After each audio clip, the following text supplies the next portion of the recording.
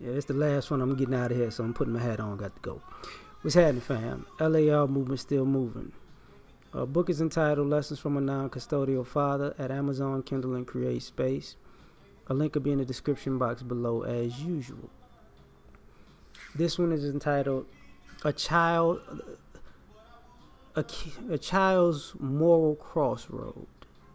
What I'm talking about is, when kids are living, have parents in separate households, there comes a point when they grow up that their morality and their ethics and their choices in life is going to hit a crossroads. And we don't necessarily. I don't hear us talk about stuff like this a lot. So I decided to put my 2 cents on it. What happens is, you have 2 separate families, mom, dad, and if in the ideal sense, if they're in a separate household, they can work together, and they may have different ideologies about things, but depending on the gender, their principles and morals and ethics may be similar. So the child is gonna see how they live, and how they carry themselves, and say, okay, I like these traits from this parent, I like these traits from this parent, and if they're both telling me the right things, there's plenty of ways to get to, there's 1,000 ways to skin a cat or whatever. So there are plenty of roads you can take to do the right thing. So when it comes to morality and making choices, the parents are on the same page. They say this is right, this is wrong. No matter when it comes from, whether if dad says it was, mom says this is right and this is wrong, because they're on the same page. So the kid makes their choices because they understand that, if I do this the right way, my parents have showed me by the way they parent, there's consequences to my good behavior and there's consequences for my bad behavior. So when it comes to making a choice, I'm going to choose what works out best, because I'd rather good things than bad things, But when it's not an ideal situation, you got kids who understand that the 2 parents are at odds, and they get to manipulate the situation just like the parents are manipulating the kid in the situation for their own benefit, right? So now, at some point, you have this dysfunctional way of having ethics and morals, and children are caught at these crossroads where, okay, what if I can hustle this situation into this situation, and then you got people like, no, this is right and this is wrong, okay? Right and wrong, but you want to get a technicality in and manipulate this for your own benefit at the end, and think that you're just going to get off scot-free because these 2 people aren't getting along, and these 2 families aren't getting along. And then, kids, they sense the division, because a lot of times the division starts with somebody demonizing the other person. Don't listen to them. They don't know what they're talking about. Look at how they act. Blah, blah, blah. They ain't a good person. Blah, blah, blah. So now the kid has a good guy and a bad guy in the situation, right? So I'm going to listen to the good guy, and I'm going to ignore the bad guy. The problem with that is when the bad guy is actually the good guy, and the good guy is actually the bad guy, or the bad guy actually gives you good information and the good guy actually gives you bad information. So these kids become confused, and they start making decisions, and as they become teenagers and young adults, they get to these crossroads when it comes to morality, because what works for a child to get over on somebody, they forget at some point that the consequences are going to be different, because the world don't care about you like your family does. So if you try to hustle your parents, you might get punishment, but because it's inconsistent parenting, because it's in 2 households, you might get punished by the parent you hustling and praised by the parent that taught you how to hustle the other parent. So now you like, well, it depends on, how I'm feeling, if I can get my way, or how long I can last, blah, blah, blah. But then these kids get older and they start having to live with the consequences of their actions because they take this mentality outside to the world. So you got parents like, look, if you don't work, you don't eat. Cause we used to hustle you to get money, and we ate and we didn't have to work, and so I know I can hustle somebody else to get money. And then they go out into the world and they try it and they starving.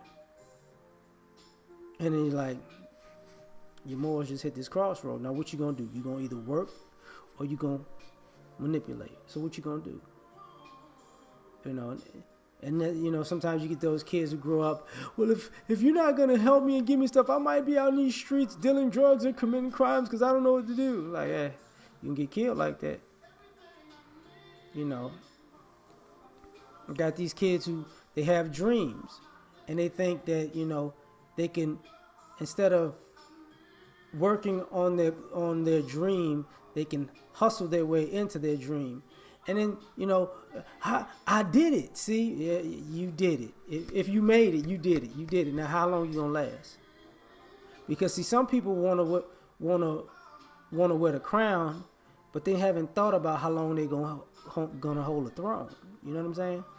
And then other people, they say, see, if you'd have did what I told you, you would have wore the crown and sat on the throne for a long period of time. But this is the moral crossroads. Which one you gonna take?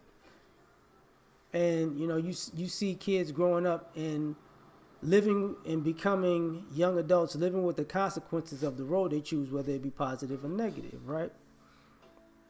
Now, the interesting thing about this to me is this is when kids either wind up turning on one parent or both parents.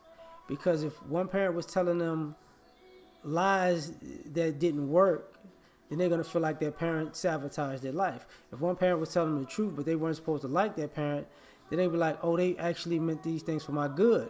Like, and what I mean by that is, most good parents, when you see adults, were not harsh, but hard on their kids because they knew how the world would treat them. So when they became adults, they're like, this parent told me the truth. They meant what was best for me, because now I'm out in the real world. All this play stuff doesn't work. I can't hustle my way into peace of mind and security in my dreams and aspirations. I can't do that. And, if I want this stuff, I got to go get it. I can't lie my way into it. I can't manipulate my way into it, And this parent who told me I could just kick back and everything is going to be given to me, now I'm behind a bunch of people who had parents who told them that, it's going to be kids like me who actually got told the wrong thing and believed it. And now they're behind the 8 ball. And why did you put me behind the 8 ball? That type of thing. You have the moral crossroad where,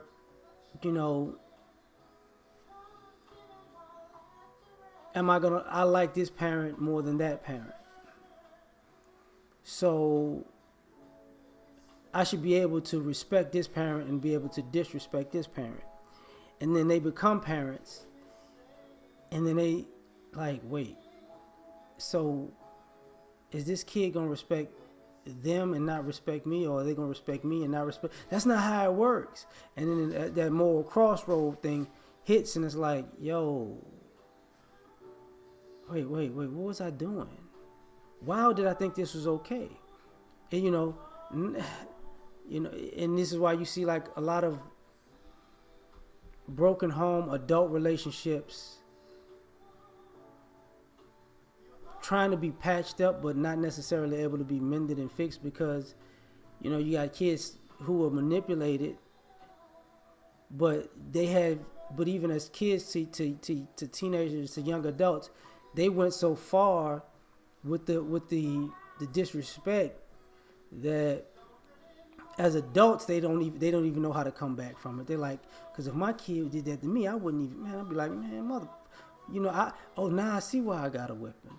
Now I see why I got punished. Now I see why they talk to me like that. Now I see what, oh God, what am I supposed, how am I going to fix this? Now I got to go, I'm supposed to say, let's have a relationship now. They supposed to, take the initiative as a parent to have a relationship now that I didn't like them all these years, and the person I like now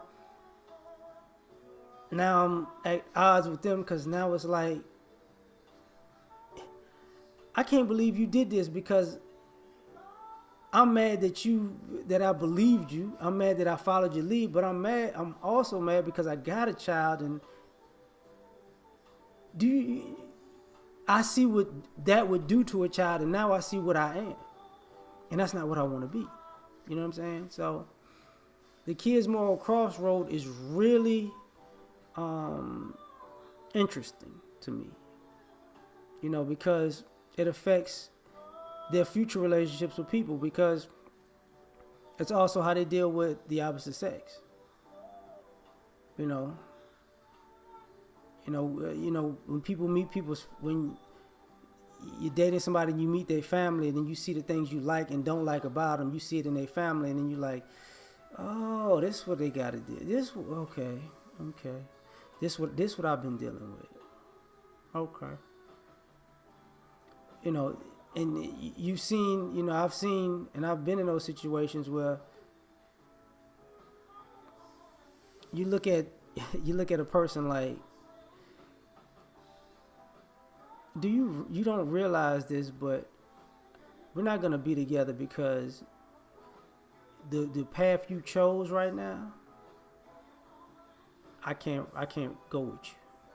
Or the path you chose, I like where you're going, but you're still tied to these people, and even though it's your family, they're gonna mess this up. So keeping it short and sweet, or shorter than 15 minutes. This is what I think so far about the child's moral crossroad. All right.